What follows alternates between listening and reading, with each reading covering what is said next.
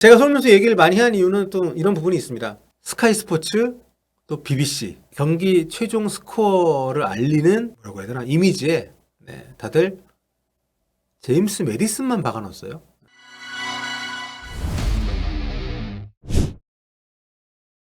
자, 토트넘과 풀럼의 경기. 토트넘이 전반전 상당히 우월한 축구를 보여주면서 지배력을 높게 가져간 경기를 펼쳤고요. 골이 하나밖에 안 났습니다. 슈팅을 10개 때렸음에도 불구하고 손흥민 선수가 넣은 한 골밖에 없었기 때문에 뭐 아쉬움은 있지만 어쨌든 경기력적인 면에서 한 수 위에, 두 수 위에 리그 1위를 다투는 팀이라는 것을 보여준 그런 경기였습니다. 선발에서 일단 비수마 선수가 빠진 게 좀 컸는데 호이베르가 들어와서 나름 좋은 역할을 좀 해주고 있고요. 일단 전반전에 AI 평점 손흥민 선수가 8.2점으로 압도적으로 높은 점수를 받았습니다. 뭐 토트넘 선수 중에 7점대도 없기 때문에 이 골의 가치 그리고 전체적인 전술적인 부분에서 아주 중요한 역할을 했다는 것을 좀 미루어 짐작할 수가 있고요. 자, 그리고 이렇게 오늘 4-2-3-1로 나왔는데 히샬리송을 오늘 이제 왼쪽에 배치를 했습니다. 히샬리송이 이렇게 터치라인 플레이를 오늘 주로 하고 있고 오늘 눈에 띄는 것은 이제 우도기의 움직임인데요.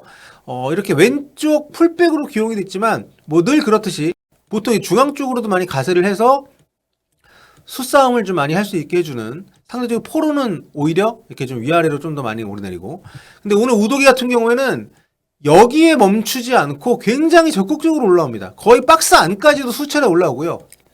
거의 공격 상황에서 약간 이런 모습이 나오고 있어요. 오히려 오늘 경기를 보면 메디슨이 약간 삼성까지 내려와서 전체적인 어떤 후방 플레이메이커 역할해주고 포로도 많이 올라갑니다.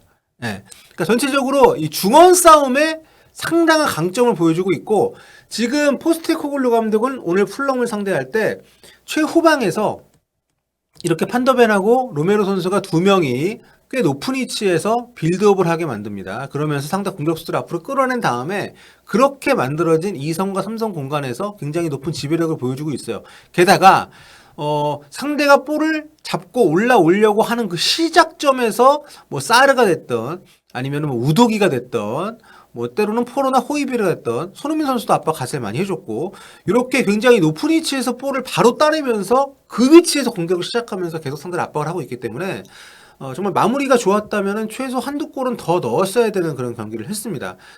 그나마 다행인 것은 손흥민 선수가 정말 중요했던 36분에 히샬리송의 패스를 받아가지고 정말 완벽한 마무리를 보여줬다는 거. 그 덕분에 1대0으로 앞서갔기에 망정이지 정말 좋은 경기를 하고서도 계속 불안감을 안고 갈 수밖에 없는 그런 마무리 부재.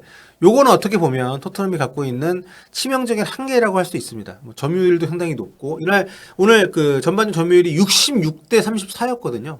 압도적인 축구를 했음에도 불구하고 결국 결정을 지어주는 선수가 손흥민밖에 없다는 거. 그래서 손흥민 선수에게 많은 수비진들이 몰리는 상황이 반복되고 있다는 거. 물론 그럼에도 골을 넣었지만 이 부분에 대해서는 분명 고민이 좀 필요한 영역이 아닌가 생각이 되고요. 손흥민 선수는 몸 좋습니다. 후반전도 기대하셔도 좋을 것 같습니다. 자, 후반전에 메디슨의 추가골 2대0으로 토트넘이 경기를 마쳤습니다. 손흥민 선수가 어시스트를 기록을 했죠. 손흥민 선수가 이렇게 되면서 1골 1도움, 토트넘이 두 골에 모두 직접적으로 관여를 했고요. 무실점까지 토트넘이 기록을 하게 되면서 풀럼을 완파를 했습니다. 자, 이렇게 되면서 다시 한번 승점을 추가를 했죠. 이렇게 되면서 토트넘이 승점 3점을 추가하면서 승점 23점, 단독 선두입니다. 2위 맨체스터 시티를 승점 2점 차로 제치면서 단독 선두에 다시 복귀를 했고요. 토트넘은 지금 아스널과 함께 유의한 무패팀으로서의 엄청난 행보를 이어가고 있습니다. 9경기 만에 승점 23점입니다. 엄청난 그런 성적이고요. 최근 5경기에서 4승 1무입니다. 지금 리그에서 가장 좋은 그런 흐름을 이어가고 있는 토트넘이고, 진짜 이렇게 되면은 올 시즌에 우승 꿈꾸는 것도 전혀 욕심이 아니라는 생각이 들 만큼 무엇보다 오늘 풀럼이 물론 리그 중위권 팀이긴 합니다만 상당히 좋은 경기력으로 압도를 했기 때문에 막판에 손흥민, 메디슨 동시에 나가고 뭐 존슨 또 벨리스 이런 선수 들어오면서 경기력이 좀 떨어지긴 했지만 뎁스에 대한 고민을 더 깊게 하는 후반전 막판 마무리긴 했지만 어쨌든 풀 멤버로 뛰었을 때의 경기력은 상당히 좋았다. 자, 손흥민 선수 최근 9경기에서 7골째입니다. 그리고 리그 득점 살라랑 동률 2위고요. 1위인 혼란하고 득점 차가 2골밖에 안 나기 때문에 야, 이거 혼란 살라하고 득점 3파전 이것도 굉장히 볼만할 것 같습니다. 이날 재밌는 기록을 보면요. 손흥민 선수와 제임스 매디슨의 주요 기록이 똑같습니다. 찬스 메이킹, 키패스 4번, 슈팅 3번, 유슈팅 2번, 그리고 득점 하나까지. 여기에 손흥민 선수는 어시스트까지 하나 추가를 하면서 MOM에 선정이 됐고요. 자, 이날 AI 평점 보겠습니다. 소파스코어에서는 8.9점, 후스코어드에서는 8.9점, 포트몹에서는 8.7점. 모두 손흥민 선수에게 가장 높은 점수를 좋습니다. 사실 뭐 공격 포인트뿐만 아니라 전체적으로 공격을 주도하는 상황 속에서 손흥민 선수가 주도적인 역할, 톱으로 나와서 볼 터치가 그렇게 생각보다 많진 않았습니다만 본인에게 오는 볼들을 본인이 슈팅도 시도를 하고 전반전 같은 경우에 그 히샬리송에게 빼주는 장면이 있었죠. 후반인데도 그렇고 하지만 히샬리송이 좀 어이없이 날리면서 골이 되지 못했었는데 이렇게 전체적으로 공격의 리듬을 살리고 분위기를 끌어가면서 팀 승리, 팀의 1위 복귀에 엄청난 그런 또 기여를 했습니다. 자, 그리고 이날 뭐 다른 선수들 마찬가지인데, 그러니까 특히 비카리오 선수의 활약을 전 꼭 언급을 하고 싶습니다. 전반 11분에 토트넘이 계속 주도를 하다가 풀럼에게 역습당해가지고 실점 이게 거의 먹었다고 봤거든요.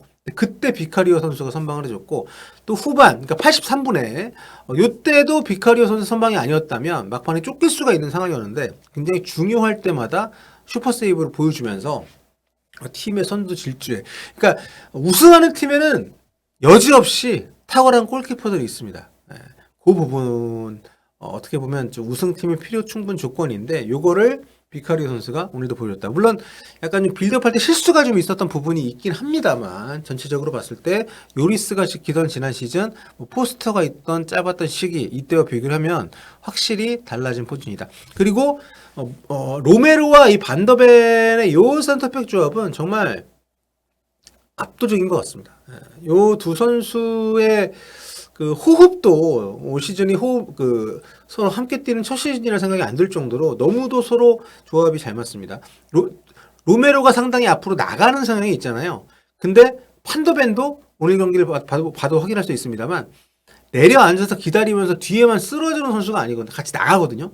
근데 그 역할을 두 선수가 서로 뭐 이렇게 대화를 하는 것도 아닌데도 서로 강약 조절을 해가면서 앞에서 끊어주는 수비, 뒤에서 지켜주는 수비, 요거 조합을 굉장히 잘해주고 있고 특히 양쪽 풀백들이 상당히 올라가지 않습니까? 뭐 라인을 타고 올라가던 혹은 중앙 쪽으로 들어와서 미드필드에서 움직이든 간에 그렇게 많이 지금 측면 쪽이 노출돼 있음에도 불구하고 그 공간까지도 굉장히 잘 책임을 져주면서 요 두 선수가 정말 완벽한 수비를 보여주고 있다는 게 토트넘에게는 굉장히 큰 힘이 되고 있습니다.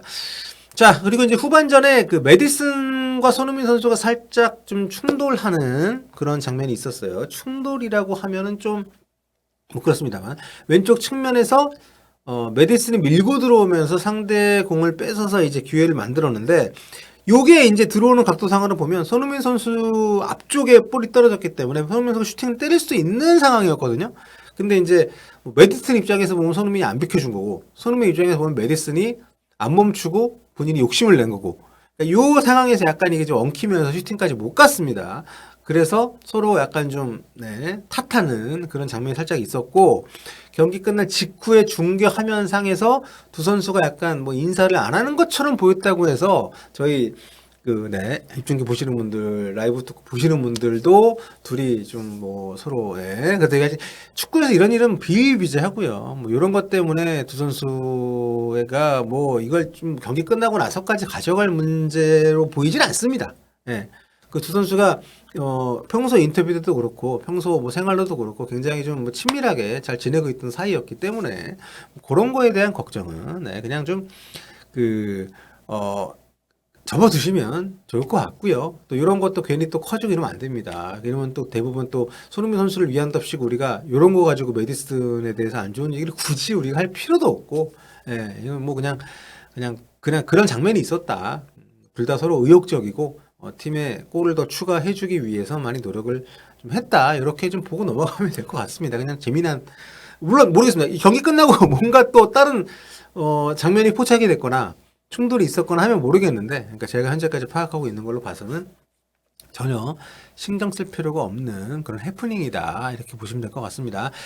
자, 또 이번 경기는 저는 손흥민 선수의 어떤 그 존재감, 팀 안팎으로 갖고 있는 손흥민 선수의 어떤 위험을 볼 수 있었던, 무엇보다 이 팀이 결정을 못 짓고 있을 때 손흥민 선수가 매번 등장을 해서 마무리를 지어주고, 지금 최근 7경기 9골입니다.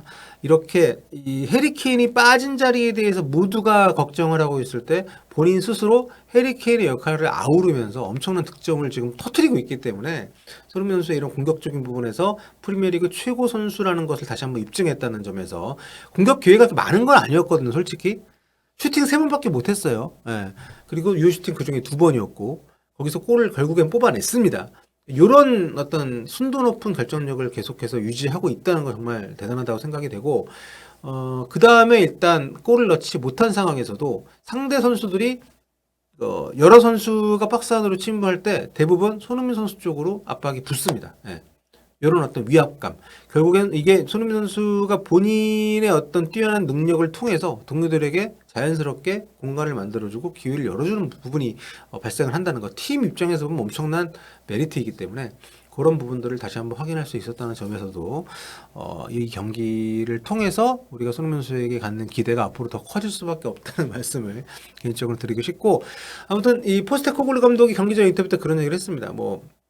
손흥민 선수 몸 걱정하는 질문들이 기자들한테 많이 나오니까 전혀 그런 걱정을 할 필요가 없다라는 얘기를 했습니다. 팀에서도 관리를 해주고 있고 손흥민 선수가 본인 몸을 너무 잘 알고 있다는 얘기를 했어요. 그렇기 때문에 오늘 종료 10분 남기고, 그러니까 80분에 나갔습니다. 표정이 좋진 않았어요. 근데 그게 저는 이제 교체당하는 거에 대한 불만이라기보다는 뭔가 본인이 오늘 보여준 플레이에 대한 아쉬움이 좀 있었던 것 같다라고 좀 해석을 하고 싶고요. 아시죠? 제가 손흥민 선수 표정을 나름 잘 읽습니다. 지난 그 대표대회 경기 왔을 때 제가 전반전 좀 보고 오늘 안 뛸 것 같다라고 얘기를 하지 않았습니까? 그렇기 때문에 그러니까 너무 그런 부분에 대해서는 걱정을 안 하셔도 될 것 같고, 이제 다음 경기가 사흘 쉬고 팰리스를 합니다. 그것 때문에 약간 출전 시간 조절도 좀 해줄 겸, 또 이 팀의 문제는 지금 주전으로 뛰고 있는 선수들의 컨디션만이 아닙니다. 유사시에 이 선수를 대체할 만한 선수가 거의 없다는 거죠. 그러니까 미드필드 같은 경우는 스킵이나 호이비에르가 있지만 공격적으로 너무도 지금 뎁스가 약하기 때문에 짧은 시간이나마 그 선수들에게 출전 기회를 주는 것이 팀 입장에서는 장기적으로 굉장히 큰 도움이 될 거라고 보거든요. 그러니까 로셀소도 오늘 경기한 거 보신 분들 아시겠습니다. 우리가 알던 그 로셀소가 아닙니다. 완전 폼이 너무 떨어졌어요. 예. 그리고 오늘 베리스도 그렇고 존슨도 부상 갔다가 돌아와서 얼마 안 됐고, 그러니까 그런 차원에서 오늘 기용을 한 것이라고 볼 수 있기 때문에 팀 전체적인 차원에서의 안배인 거지, 꼭 손흥민 선수를 쉬게 하기 위해서만 혹은 또 다른 이유가 있는 것은 아니라고 개인적으로는 생각을 합니다. 자, 아무튼 제가 손흥민 선수 얘기를 많이 한 이유는 또 이런 부분이 있습니다. 스카이 스포츠, 또 BBC, 영국을 대표하는 이 공신력 있는 스포츠 매체들, 여기에서 경기 최종 스코어를 알리는 뭐라고 해야 되나, 이미지에 다들 제임스 메디슨만 박아놨어요. 결승골도 손흥민이 넣고 공격 포인트 더 많이 기록을 했는데, 그럴 수 있죠. 영국 사람이니까 그럴 수 있습니다. 그 자체가 잘못됐다는 건 아닌데, 그들이 그렇게 덜 다루면 우리라도 더 많이 다뤄야지 않겠습니까? 그런 차원에서 손흥민 선수 중심으로 얘기를 후토크를 정리를 해봤고요. 현지 발언과 또 여러 다른 영상으로 돌아오도록 하겠습니다.